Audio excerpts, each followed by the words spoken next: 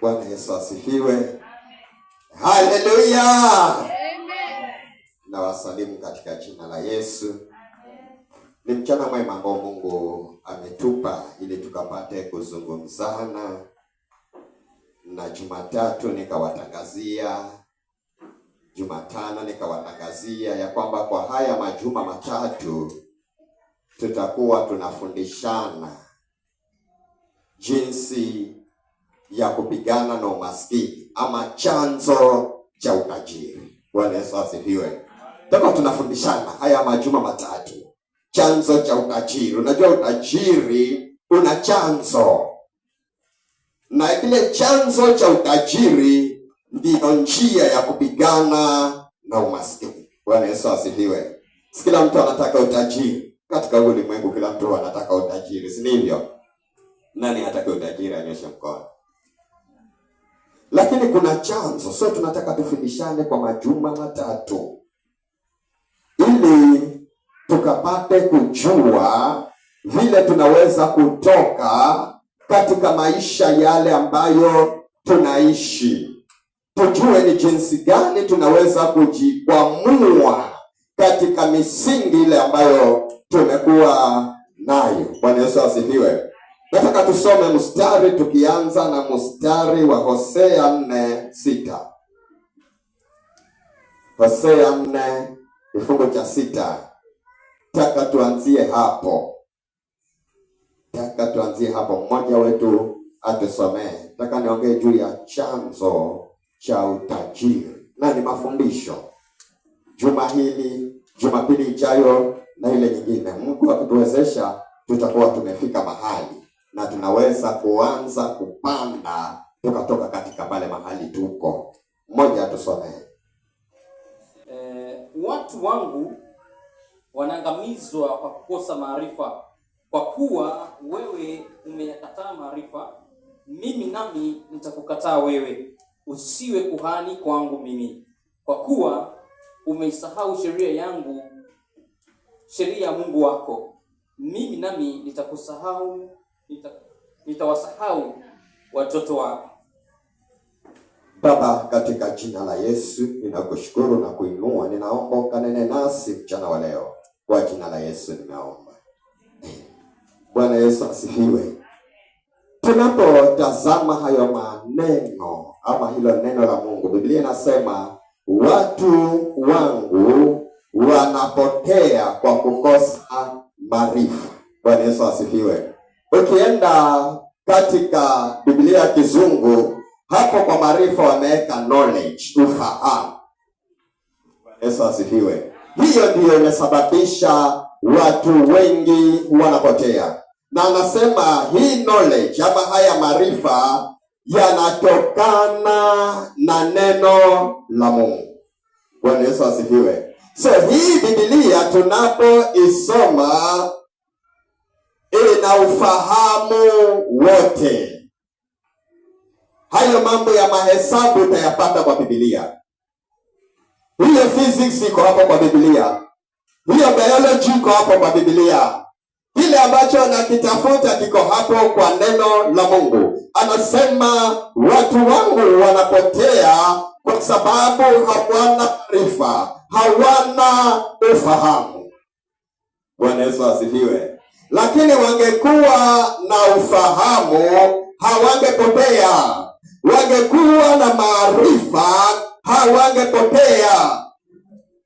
Bwana Yesu asifiwe.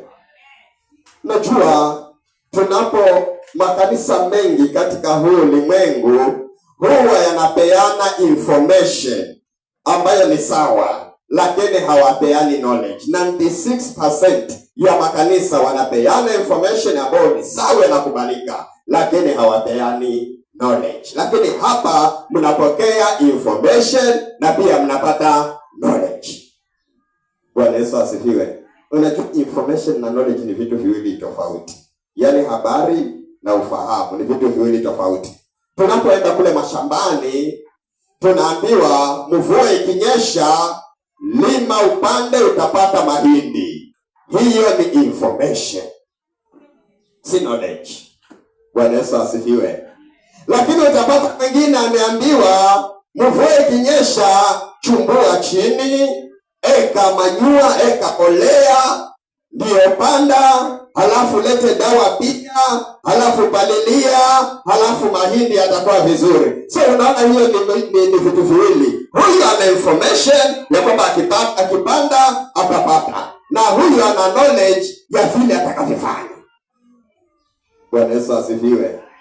Hata ukiwa kanisani unaambiwa ukimwamini Yesu Kristo utaenda mbinguni. Hiyo ni information ambayo ni sawa, lakini huambiwi, wengi hawasemi ni mikakati gani ya kukufanya ufike hapo. Hiyo ni knowledge.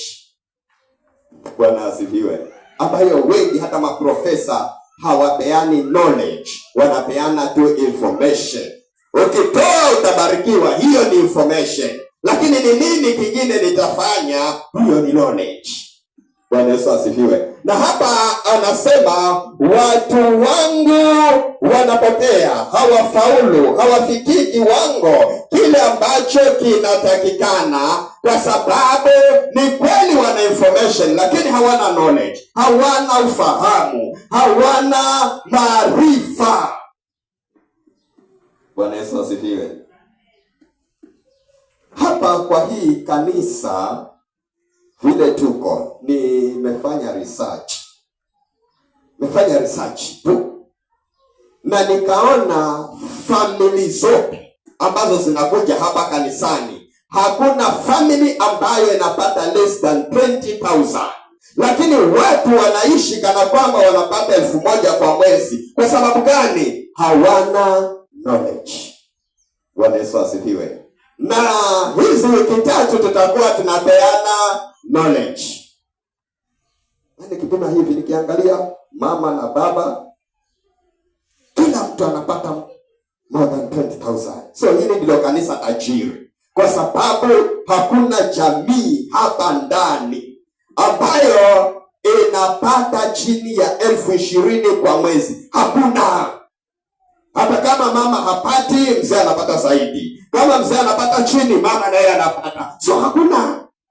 Lakini kwa nini watu watembee katika umaskini? Ni kwa sababu watu wamekosa maarifa, wamekosa knowledge. Bwana Yesu asifiwe. Lakini wangekuwa na knowledge, ni kwamba hawangeishi yale maisha ambayo wanaishi leo, kwa sababu wana ufahamu na wana maarifa ambayo Mungu ameachilia kwao. Bwana Yesu asifiwe. Na ndio maana tunaenda kutoboa. Sema naenda kutoboa. Naenda kutoboa.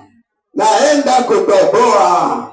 Na utatoboa na mshahara mwingine, utatoboa na fedha nyingine, utatoboa na zile ambazo unapata, maana hukutoboa kwa sababu ulikosa ufahamu. Bwana Yesu asifiwe. Mara nyingi ama jamii nyingi, wakati wanapata hii pesa ambayo nasema hapa kanisani, hakuna jamii inayopata chini ya 20,000. Hakuna. Kama jamii yako inapata chini ya hiyo, nyosha mkono. Hakuna. Bwana Yesu asifiwe. Lakini bado tunaishi kana kwamba hatupati, kwa sababu ufahamu hauko ndani yetu.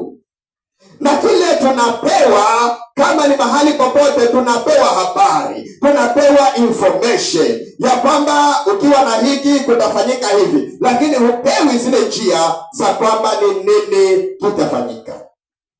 Bwana Yesu asifiwe. Hatua ya kwanza ambayo inaweza kukufanya wewe kutoboa na kile ambacho kiko, maana sote tumefaulu, sote tunapata pesa na mpaka tuwe na ufahamu wa kuzitumia, lakini hatua ya kwanza ambayo inaweza kukufanya ukafika mahali ni budget. Yeye tunafanya budget. Mara nyingi ni kwamba tukipata hatujui tunaendaje. Unajua hata kanisa, Biblia inasema mahali ambapo hakuna vision, ama taifa ambalo halina vision hufanya nini? Huanguka, si ndivyo? haijalishi lina mapato namna gani, lakini halina vision, hilo taifa linafanya nini? Linaanguka. Na vision inakuwa wakati pia kuna budget. Ndio maana hata serikali mwezi ujao watasoma, si kama ni pesa wanazo tayari, si walipe mishahara wanunue, lakini mbona walete budget? Hiyo ni hatua ya kwanza ya wewe kuona ya kwamba katika umaskini ni chanzo cha utajiri wako, maana utaanza kutumia vibaya kwa sababu una mwelekeo. Bwana Yesu asifiwe. So ukiwa na mwelekeo ya kwamba zangu nikichanganya na mama, tumepata 20, tumepata 30, tumepata 50, tumepata laki, tumepata hii naleta. Na katika budget ya mtu yoyote,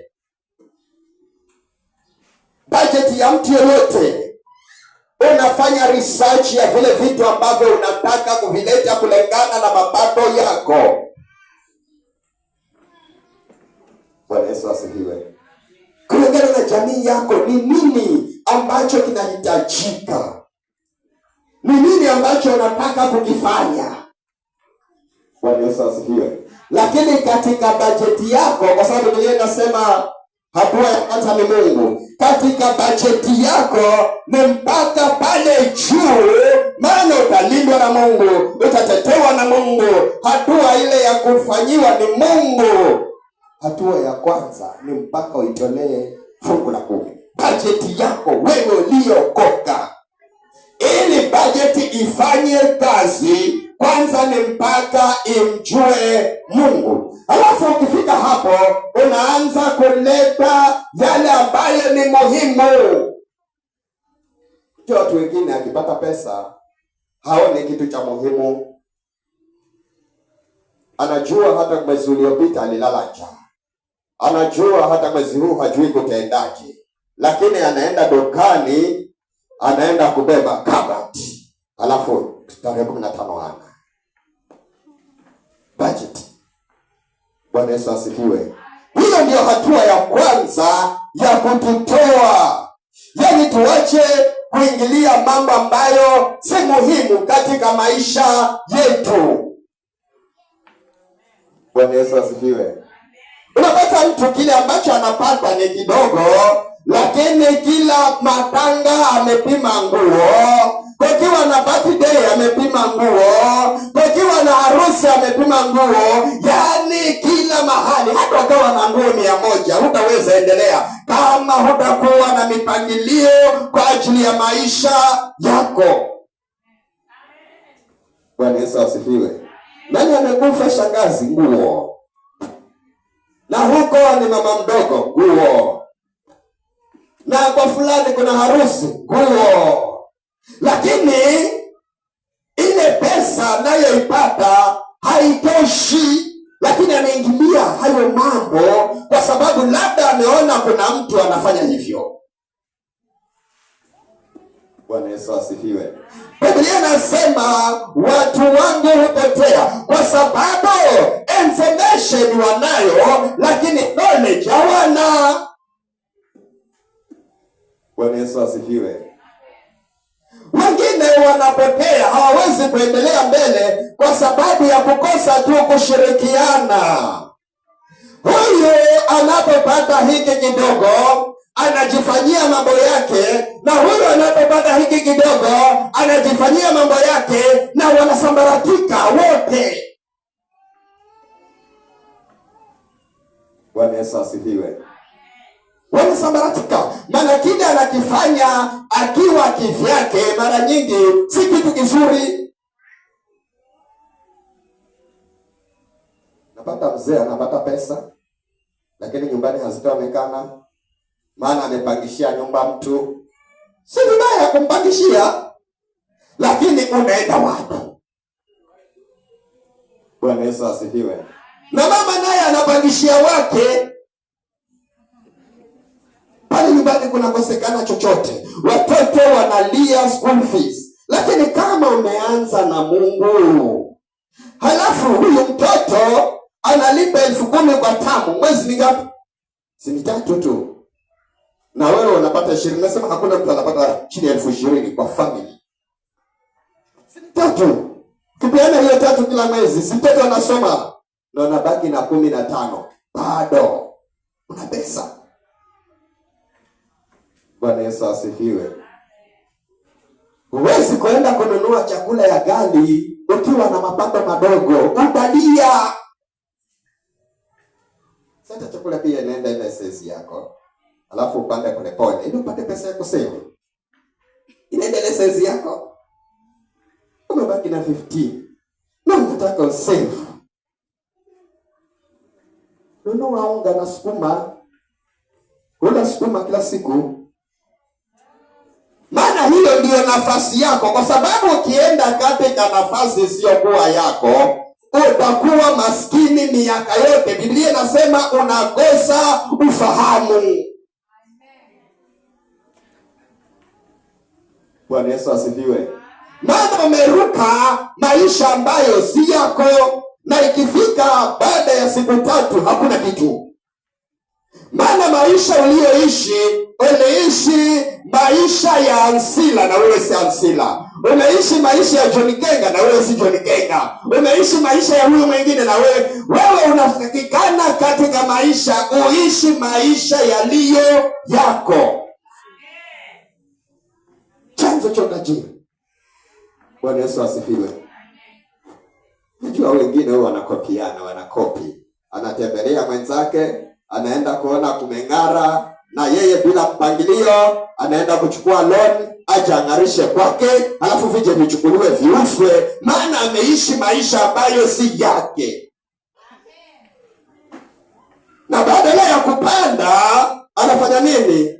Anashuka. Bwana Yesu asifiwe. Sema na ukataa umaskini.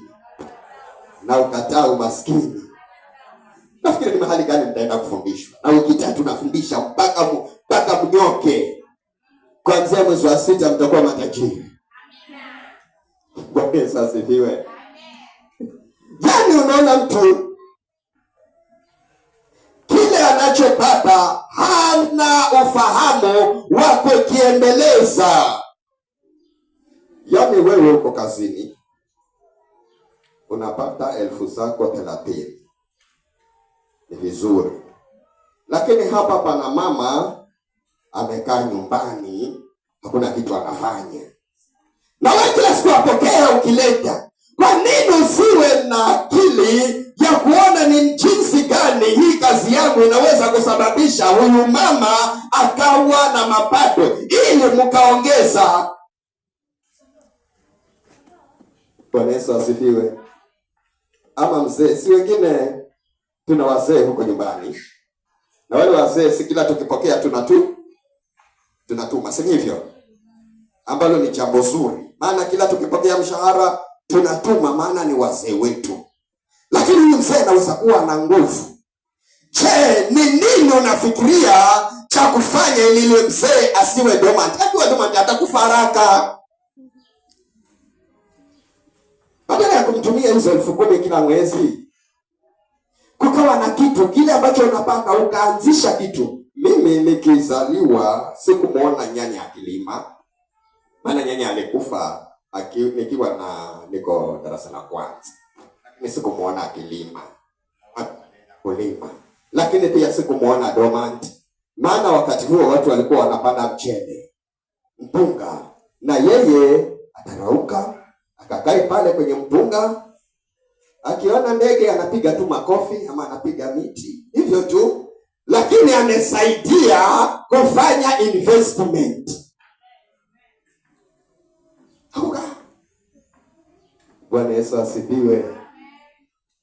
Inaonekana zile opportunity ambazo tuko nazo tusitumie. Mwingine hata pale nyumbani unakaa. Si ni kwako. Si hata kumebaki mahali hapo hata hakuna kazi. Unakuacha na manyasi.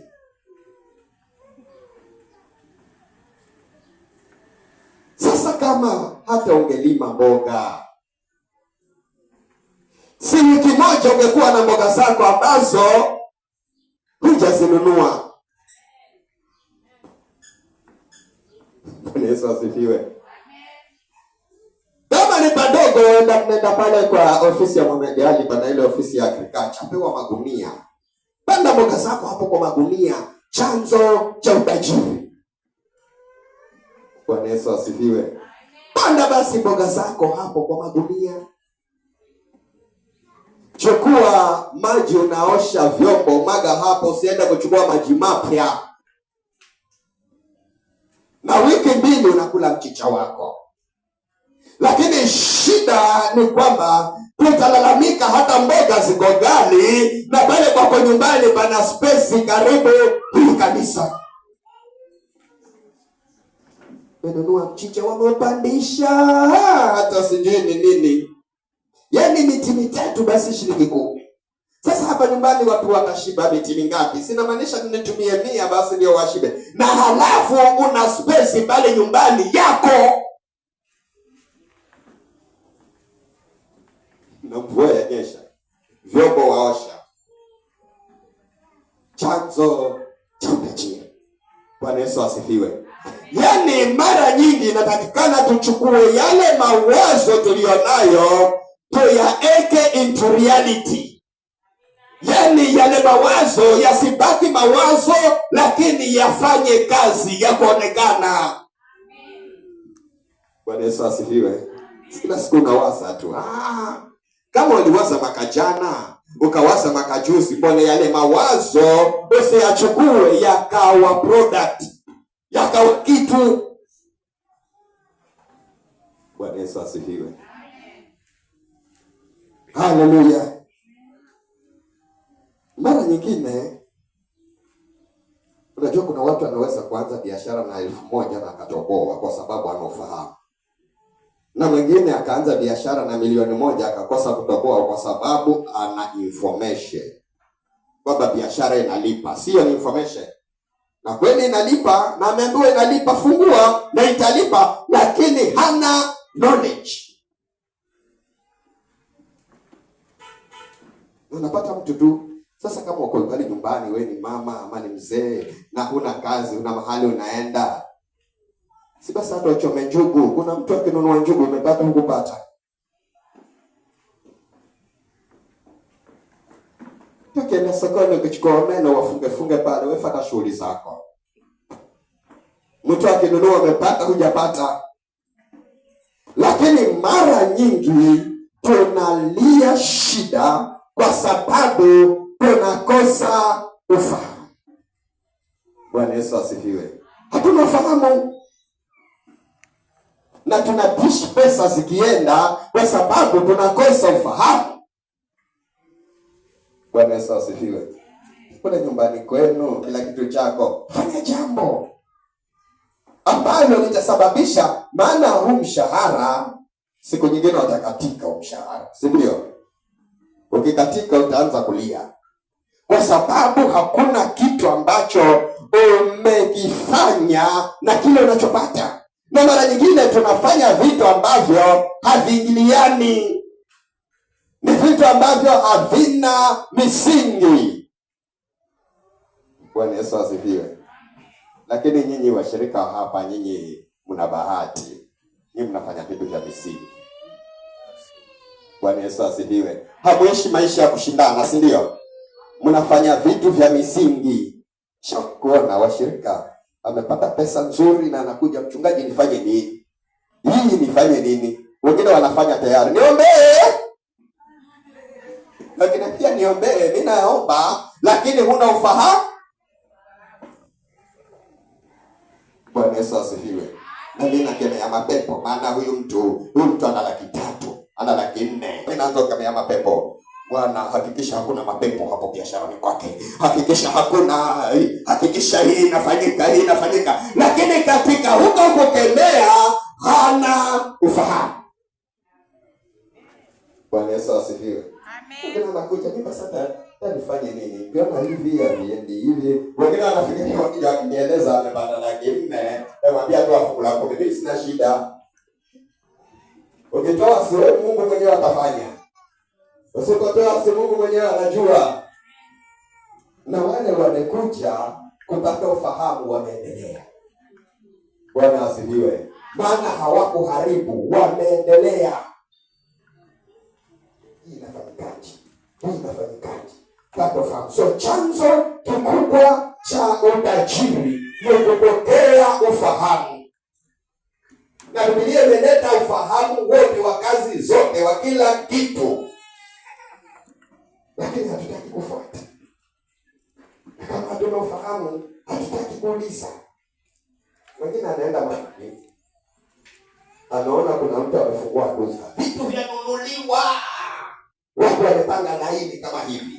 Akipata pesa yake anataka akafungue duka pale next, anafikiria watu wanapanga laini kama hivyo. Kuna ufahamu.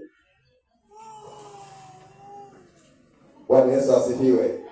Yeye ana lugha, yeye kuna vile amefanya, watu wamepanga laini. Si kwamba ukienda kufungua hapo, mwingine anaenda mpige vita mwenzake, huyo si aondoke hapa, huu mlango mimi nichukue, kwa sababu ameona kuna vitu vinaenda, lakini hajui ya kwamba vinafanyika hivyo kwa sababu ya ufahamu, si kwa sababu ya huo mlango. Unamfukuza, unaingia na fujo zote na pesa zako, na unaanguka, unashangaa umeangukaje. Na mlango ule wa yule mtu alikuwa akiendelea mbele.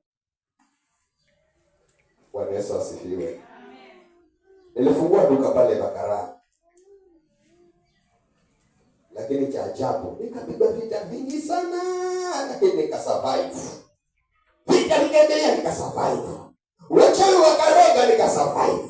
Lakini wakati nilipojenga nyumba yangu, sasa haja na hiyo nyumba yao tena, nikatoka. Mpaka leo hakuja kufungua mtu duka akafaulu. Ni miezi miwili na mitatu wakaenda sawa. Wao walikuwa wanafikiria tunanunuliwa. Kuna ufahamu. Mpaka tuwe ufahamu. Biblia inasema tunapotea, tuna lose vitu vingi kwa sababu tumekosa ufahamu. Si kwa sababu hatuna information. Taifa limejaa information. Mara kuna mtu amepigwa kipanga, information. Mara kuna huyu amefanywa hivi, information. Mara rais ameenda kanisani, information. Sasa tumejaa information, lakini tunahitaji kujaa knowledge. Bwana Yesu asifiwe. Haleluya. Haleluya. Nataka kuwatajia tu mambo madogo. Lakini mtu akiwa na swali siku nyingine akikana mimi ataniuliza vizuri. Ili tuelekeze, ili tufanikiwe, ili tufaulu. Bwana Yesu asifiwe. Wa mama, usikae kila siku unakula pesa za bwanako maana ana mshahara. Wakati akija akiondoka utakula zamani. Mshahara ukiisha utakula zamani. Mpaka uwe na maarifa, uwe na knowledge ya kuinvest huo mshahara wake, bado wewe unaweza kupata zako kupitia mshahara wake. Bwana Yesu asifiwe. Fanya jambo. Bembeleza bwanangu. So sevu basi at least miezi mitatu nipe 30,000 maana nimeona opportunity, nataka kufanya hiyo opportunity, nataka kufuata hili jambo. Ulifanye. Na ukilifanya, ulikuwa kila mwezi unaomba pesa ya dera, utaomba tena utapata dera kutoka mahali unafanya. Bwana Yesu asifiwe. Haleluya.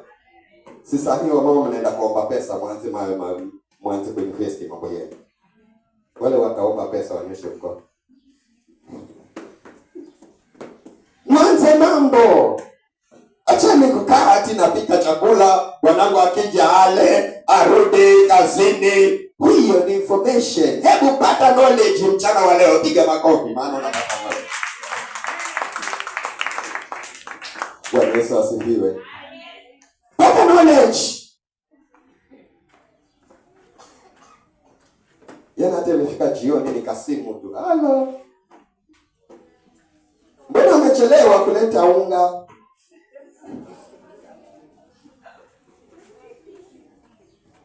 Sasa kila siku ni hiyo, utaendelea lini?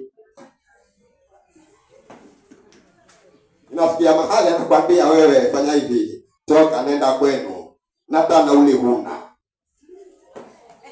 maana pesa yote ilinunua unga.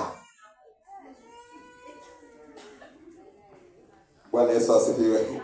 Kama huyo mzee hataki kukuanzishia kazi, mwambie nenda kusema na mchungaji, maana sasa wewe hutaki tutajirike, unataka tubaki vile tuko. Lakini ukiambiwa nenda shambani ukalime, si bado ni investment? Maana kila mtu ana mawazo, usibaki na mawazo. Mawazo hayataleta pesa, mawazo hayatakuinua, mawazo hayatakupa kile unataka. Ni mpaka uchukue mawazo uyalete kwa kitendo. Bwana Yesu asifiwe.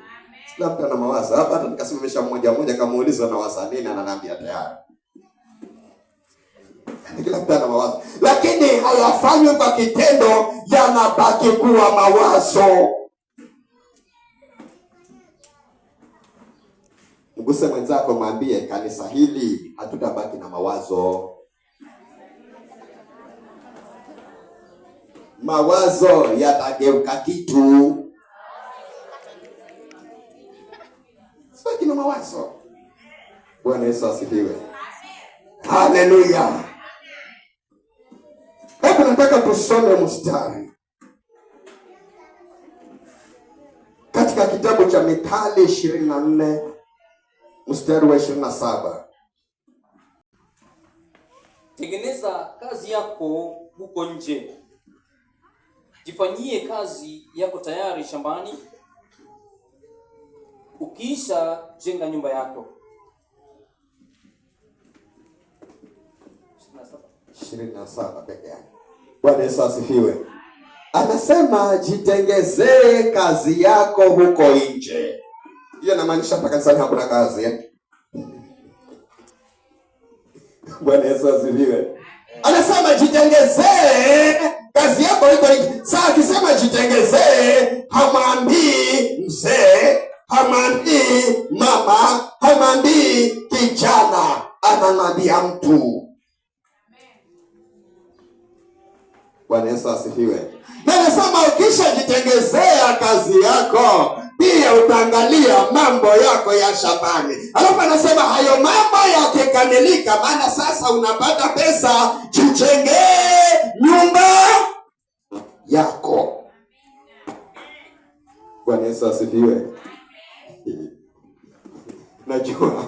Unajua kuna watu wana mind, yaani wamejazwa na ufahamu ambao wanasema mwanamke hawezi kuwa na nyumba. Na hiyo ndio habari. Hawezi kuwa na nyumba. Hivyo. Lakini inafanyika. Lakini anapa huko nje, angalia kitu, jitengenezee, angalia kitu. Yaani kama ulikuwa na mawazo, yatengeze yawe kitu huko nje. Sema chanzo cha utajiri. Chanzo cha utajiri. Tukimaliza majuma matatu, kila mtu atakuwa ametajirika hapa. Maana yale mawazo yatakuwa yashaanza kufanya kazi. Bwana Yesu asifiwe. Chanzo cha utajiri. Anasema jitengezee huko nje, jitengezee. Kama unachoma viazi, tengeza. Kama unapika mahamri, tengeza. Kama ni chapati, tengeza. Kama unauza nguo, uza. Kama unalima, lima, lakini jitengezee. So watu wameshindwa na kujitengezea, wanatengeza za watu. Ni sawa tengeza ya mtu, lakini Biblia inasema jitengezee. Unajua ya mtu ni ipi? Nilo umeajiriwa, ni sawa kabisa. Lakini usibaki hapo kwa sababu unapata 10,000. Hapana, tumia hiyo 10,000 kujitengezea kitu kingine. Bwana Yesu asifiwe. Ili hata yeye aliyejitengezea akakuweka uwe na sauti ya kumwambia hata ukinifuta naenda. Lakini ukitajua kama hivi umefanya, kesho nitakufuta. Sinifute. Afadhali siende kanisani, lakini ukinifuta usinifuta. Kwa sababu gani? Kwa sababu hujajitengezea. Sasa twashindwe.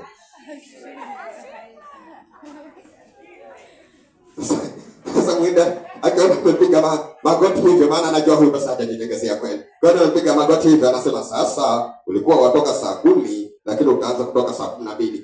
Asante kwa sababu ninakushukuru sana, maana umenirudisha kazi. Hiyo asante sana. Hiyo inaletwa na nini?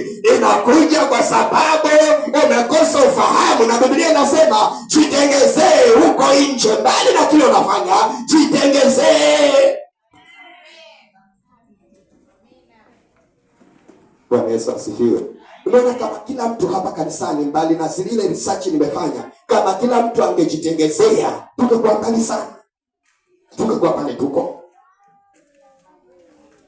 Maana mbali na kile unafanya, na hapo una kuku 5, na pia kuweka kuku, si kwamba kuku wanazaa. Hiyo ni information. Niweke kuku na knowledge. Bwana Yesu asifiwe. Maana Biblia inaongea juu ya knowledge, juu ya ufahamu na maarifa. Na Wahindi wengine wanakuwa kama chizi. Nakwambia sasa, nimekusamehe lile kosa, lakini nilikuwa nakulipa 15,000, ninapunguza na kulipa 12,000 kwa sababu ya yale makosa na kukata. Nasema asante, bora tu nimebaki kazini. Maana umekataa kujitengezea, na wanachukua advantage. Chanzo cha utajiri. Bwana Yesu asifiwe. Anasema hata ukijitengezea huko nje, lakini kuna mahali lima, fanya. Ukija pale kwangu ni padogo, lakini unaweza kula nazi, kala machungwa, kala papai, kala mapera. Sio hivyo? Sishauri kujaona mapera mpaka hayaliwi, mpaka tumewachia tubili. Jitengezee. Bwana Yesu asifiwe. Umenunua liwanja, umeliacha hivyo hivyo. Sasa uko nyumbani uende, hata hiki kidogo nacho hakuna kitu unafanya. Maana utaki kujitengezea. Na Biblia inasema jitengezee kazi zako, jitengezee. Ndio Mungu akasema nitabariki kazi za mikono yako. Kwa sababu gani? Umezitengeza. Hakuna mtu anabarikiwa na kazi ya mikono ya mtu. Maana mtu akikupangia 5,000 ni hizo miaka yote. So hakuna mabadiliko. Kuna kitu unaweza fanya. Tena hiyo atakukata ushuru, akukate hii, akukate hii, akufanye hivi, akufanye hivi, akufanye hivi. Lakini chukua hiyo kama opportunity. Pale mahali umewekwa, tumia hiyo kama opportunity ya kujitengezea na kwenda mbele. Bwana Yesu asifiwe. Sasa hatukekuja ibada hata bila sadaka. Maana najua mwisho wa mwezi nitapokea 20,000, lakini kila siku ninapata kitu. Nitakosa sadaka gani? Nitakosa sadaka. Sitakosa. Bwana Yesu asifiwe. Haleluya. Ndio Jumatano na Jumatatu kawatangazia hata wale bwana zenu ambao hawaje kanisani, waleteni, maana hizo wiki 3 watanyoka. Waleteni. Pia bwanangu twende kanisani, mtoto wangu twende kanisani, jirani twende kanisani. Maana saa hii sisi basi tunatoka kwa umaskini. Maana umaskini si kwa sababu ya pesa, umaskini ni kwa sababu ya knowledge. Bwana Yesu asifiwe. Lakini tuanze kujitengezea. Tuanze kufanya kitu. Bwana Yesu asifiwe. Tunapoendelea kufanya kitu, hata kama kidogo, tunapoendelea kujifanyia wenyewe. Nimefanya research, nikaenda pale kule kwa watu wa agriculture. Kawauliza, haya magunia ya mboga mnasema moja ni shilingi ngapi? Tuuza kuanzia 3 shilingi ngapi? Hiyo nisema 100 gunia 3. Kauliza, na hii gunia moja inaweza toa mboga kiasi gani? Wakasema gunia moja unaweza panda sukuma na ukaziuza na utakosa 10,000 kwa gunia moja. Hadi sasa hii gunia moja halafu sema hata kuna maji ya nini? Nikapata knowledge, kaachana na information. Bwana Yesu asifiwe. Sasa una kazi zako na kule nyumbani unangoja mwisho wa mwaka bado utapata 30 za sukuma. Uko mbele uko nyuma. Uko mbele uko nyuma. Uko mbele. So Biblia inasema tunapotea tu kwa sababu hatuna ufahamu. Mtu anaweza kuja kuangalia yale manyasi yako pale kwako, huja yalima na akayatumia hayo na akatajirika. Na wewe unaangalia kwa sababu huna knowledge. Lakini tunataka tuanze kujinoa. Tuache yale matumizi ya ovyo. Tuanze kutengeza na kuona ya kwamba hiki kitu ni muhimu kufanyika. Bwana Yesu asifiwe. Tumejaa tamaa. Watu wengi wamejaa tamaa ya kutaka maisha angeishi miaka 5 anataka yaishi leo.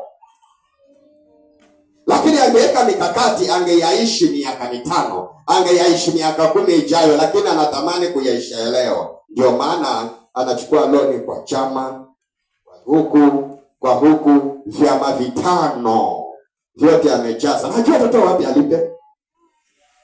Lakini hii inakuja kwa sababu gani? Kwa sababu ametamani kuishi maisha ya mwaka ujao. Kwa sofahamu. Bwana Yesu asifiwe. Leo ngapi anataka kuishi maisha ya 2030 waishi leo. Maana hapo ndipo watu huanguka. Bwana Yesu asifiwe. Lakini tunatakikana tuanze kufanya. Pale nyumbani unaweza kufanya jambo. Watu wakilizoea lile jambo linaweza kuleta kitu. Na halafu Jumatatu ukija ibada unaka 50 kako. Jumatano ukija unaka 50 kako. Hata nikianza kuona vile zinaletwa na unda ibada ya Ijumaa. Kiona mnaendelea kuleta na jua sasa mmeelimika na unda ibada kila siku. Nikiona mnaendelea kuleta sasa ni unda ibada 3 kwa siku. Yaani ibada tu. Maana mmetokana na umaskini. Bwana Yesu asifiwe. Sahi ibada ya Jumatatu hamtaki kuja maana mnasema kuna sadaka. Kwani mimi nimewalazimisha mtoe? Si kama huna wewe ndio ibada tu. Wewe kuna mtu anasema, "Si ibada sasa niende alafu watu wanatoa mimi sitoi." Hapana. Hiyo ni information. Ninataka uwe na knowledge. Bwana Yesu asifiwe. Utafanya hivyo leo, utavumilia, lakini kesho kwa sababu umepata knowledge utabadilika. Bwana Yesu asifiwe. Watu wanapotea. Watu wanapoteza kwa sababu hawana ufahamu, hawana maarifa. Na hiyo hata Mungu amesema hata taifa zima laweza anguka. Taifa zima laweza anguka. Bwana Yesu asifiwe. Kwa sababu halina ufahamu, kwa sababu halina maarifa. Haleluya. Sema enda kutajirika sasa. Yaani kama hutasikia ukiwa kanisa hili na kule kwingine hakufundishwa basi wapotea kabisa. Nimewaambia yale makanisa yanapeana information. Statistics inaonyesha ni 96. Lakini yale yanapeana information plus knowledge ni 4%. Bado hili liko ndani ya hiyo 4%. Na ukitaka kutoboa hapo utatoboa tu. Labda mwenyewe usitoboe. Hata ukizungusha mayai. Badala ya kukaa zungusha mayai. Na mayai si yanaleta kitu. Zungusha tomato za ukatakata. Ni nani alikwambia kwamba mama wa kuokoka akizungusha mchicha amefanya dhambi?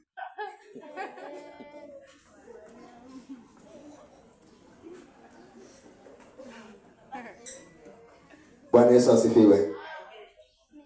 Sasa hata kama nyanya na kasumba ya kwamba mtu akiokoka kule zamani kulikuwa watu wanaimba wimbo ule wa Michikenda walikuwa wana wimbo kwa sababu ya wale wazungu wa missionary walikuwa wamekuja. Sio, unajua missionary akija Kenya ama huku Afrika hana shamba lake ameliacha huko. Hana ploti ya kujenga maana ameacha huko. Sasa wakawa wanakataza wasichana wao kuolewa na watu wa kuokoka kwa sababu wanasema wamekuwa wa misheni, hawafanyi kitu, ni mikono. Sasa walikuwa wanajua. Sasa hiyo kasumba imeingia watu wengi. Ati mimi nimeokoka na vaa smart itaendaje kuuza mchicha?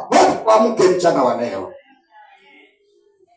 Kama hiyo ndio opportunity itumie. Kama unaona ukikaranga samaki, hata kama wewe ni mwenye kitu umevaa smart, karanga, hiyo ni opportunity. Tunatafuta nini? Utajiri. Bwana Yesu asifiwe. Sasa nilikuwa nafanya kule compassion wamenifuta, sasa ninakaa sitafanya chochote na samaki wako hapo kucha. Fanya jambo. Karanga kabisa. Bwana Yesu asifiwe. Tena kabla hujaanza biashara, karanga ule mkubwa upe mchungaji. Ndio kukuombea. Shida mfanya na hata mnikumbuki. Sasa mimi nami nikiwa naomba pia nasahau kwamba kuna mtu. Tufuatane. Biblia inasema jino kwa jino. Sasa wewe unasahau kule kwa samaki sio kule unasahau kwa maombi. Sasa naendelea kuomba, Bwana mbariki Mchungaji Geoffrey, Bwana mbariki Esther. Bwana hata nikisema amen ndio nakumbuka.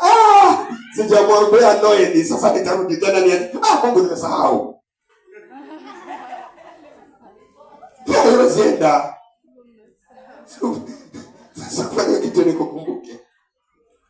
Bwana Yesu asifiwe. Sifanye kitu nikukumbuke. Najua sasa hata nikisema anaandika listi ya tawaombea hiyo listi nimeijaza niseme nitawaombea. Nikifunga macho naiona.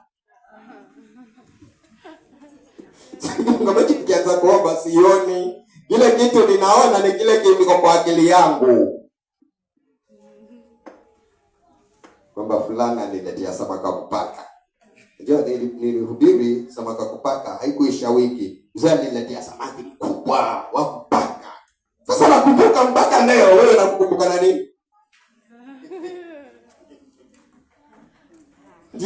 Ndio niombe. Sasa nitakukumbuka ile siku umenipigia simu, mchungaji ndio hapa kanisani uje niombe maana basi mambo si mazuri. Ndio. Lakini hizo siku zingine zote sikumbuki kitu.